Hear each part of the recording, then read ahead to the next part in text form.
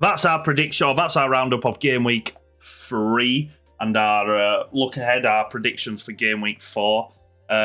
If you're not interested in Leeds United, thank you for watching the video. I'm going to have a 5-minute conversation on Leeds United.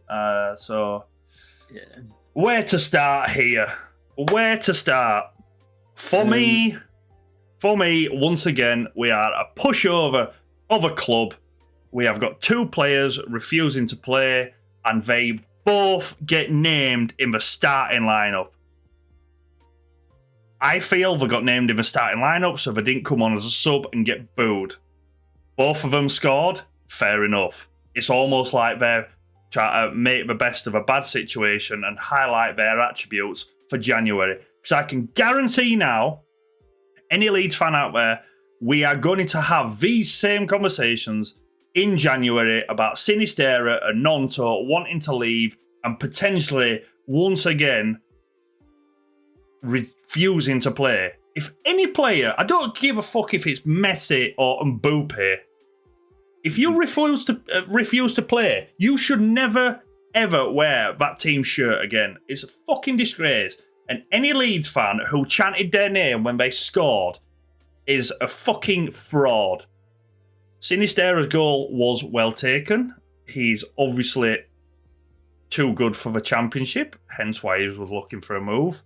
The whole Sam Byram coming on, getting subbed for Cody Drama, and then Cody Drama coming off for Shaq. Don't really know what's going to happen to Cody Drama. I do like him. He helped Luton last season. Was it Luton? I believe it was Luton. He helped him get promoted last season, so obviously he's good enough. Pyro, or Pyro, however you pronounce his name, he took his goal great. I liked how him and Rutter played off as like a 2 up front, which was interesting to see because it's a long time since I've seen 2, I wouldn't say a 4-4-2, but it's a long time since I've seen 2 up front. Rutter, I'm elated for him, but he's finally got a goal. Apart from the 2 snakes scoring, for me, it was a game that we somehow won. We did not look great. The fact that it's 4-3 not great. Is not great. We've scored goals, which is great because what you want to see, but at the same time, you're conceding goals. Is it a one-off? We'll see going forward. I was just going to say, as somebody who I caught a little bit of it, and then I watched the highlights afterwards. Mm-hmm. Luke Ayling's been a fantastic servant for the club, but do you not think he's like coming to the end now? I love him. I love him. He is a fantastic servant for the club. He cannot go both ways. If he was an attacking fullback, which he is great to see going forward. But then you always get exposed, and I've said this since the Bielsa days, you always get exposed at fullback. It's great when you've got Aorus who runs 90 minutes. But when, I'm not saying Bill don't run 90 minutes, but when you're getting caught out in the same situations over and over again, it's frustrating. I love him to bits. For me, I've always said, my back line, my back 4, if it is a back 4, should be a flat back 4. The wing backs should not go anywhere near past halfway line. I don't care about numerical overloads or whatever. I know it's a hip thing to do these days, but you get exposed so much defensively, and someone has to look at that and go, right, that's where we're getting exposed. It's happened so much. I'm not saying it's one of the reasons we got relegated, because we were a disgraceful team in Premier League and we deserve to get relegated, but it's something that needs looking into.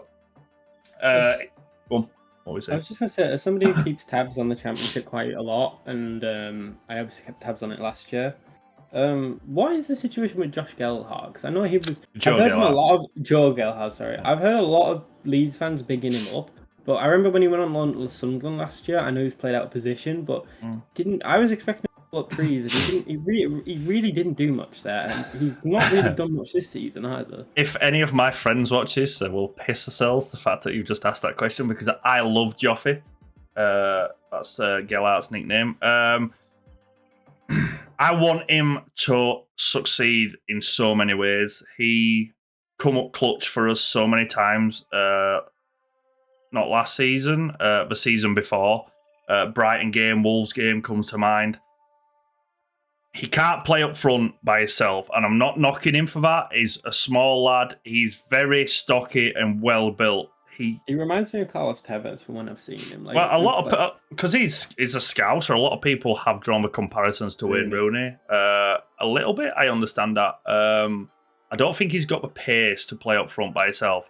For me, I've always said that he was going to be best off playing up front and getting that chance. But now that I've seen it more firsthand, especially when we played, who do we play opening day? Cardiff. I watched him against Cardiff. He would drop him very deep to get the ball. So for me, I think he's now moved into somewhat of a natural number 10 role, which is awkward now that we've got the two snakes back. Then we've got Rutter and Pyro. For me, I think he'd play a great number 10. There's a lad at work who is a Sunderland fan. When Sunderland got him on loan last season, they were planning on playing two up front, and then their main striker got injured. So Joffrey had to play up front by himself, which was always going to highlight his weaknesses. He can hold the ball up. He's not. I don't think he's over 6 foot, so he's not someone you can lump the ball up to and expect to win the ball. If you play it into his feet, he can. For me, that and Sunderland are shit, but. I mean, last season they were fucking amazing to watch, and that's coming from a Leeds fan. That really hurts to say that. They know, like Tony Mowbray's team, they're always notorious for just bottling it, and they weren't great. Yeah, but yeah, I've got high hopes for Joffrey still. Position-wise, that's the main thing. So Ipswich game, meh. It's nice to get some points, to get a win on board.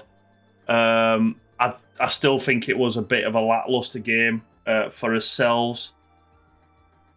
We got win, lose, draw, and we currently sit, hang on a second, I think it was like 12th, 13th. Yeah, 13th in the table. 7 goals for, 7 goals against.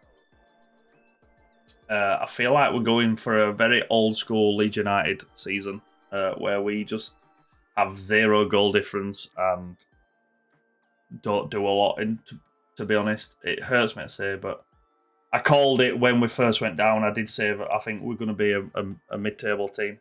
That was prior to the arrival of Pirro. I'm not lumping it all on him. There is still a lot of dead wood to get out of the club. Just having a quick look at the Twitter sphere, signings-wise, Fabrizio Romano has given the pretty much nod of approval for Glenn Kamara from Rangers. Negotiations now at the final stages with the Rangers. Deal expected to be completed next week. Player already accepted. So that's summit. Everyone's been after Glenn Kamara for a while. He is not someone that I can really say that I've seen too much of.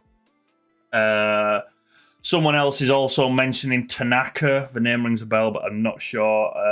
Panstil. I believe he's a winger from Brighton. We're on about getting on loan. So I don't know. Apart from the Glenn Kamara one, nothing else. Oh, Tanaka is the lad from Fortuna Dusseldorf. But apart from the Glenn Kamara one, there's nothing really solid yet. So I don't want to put my 2 cents on anyone straight away. But I don't know. I'm being the pessimistic Leeds fan that I have been for the past couple of seasons. Next up, we have got where are we? Salford in the cup on Tuesday, followed by Chef Wednesday at home on Saturday the 2nd of September. They're bottom, aren't they? Chef Wednesday. Chef Wednesday is fucking dire at the minute. Yeah. I won't say Salford's a rivalry, but it's over on the red side of the rose. So Man United on. yeah. So 2 rivalries coming up there. yeah, pessimistic Leeds fan.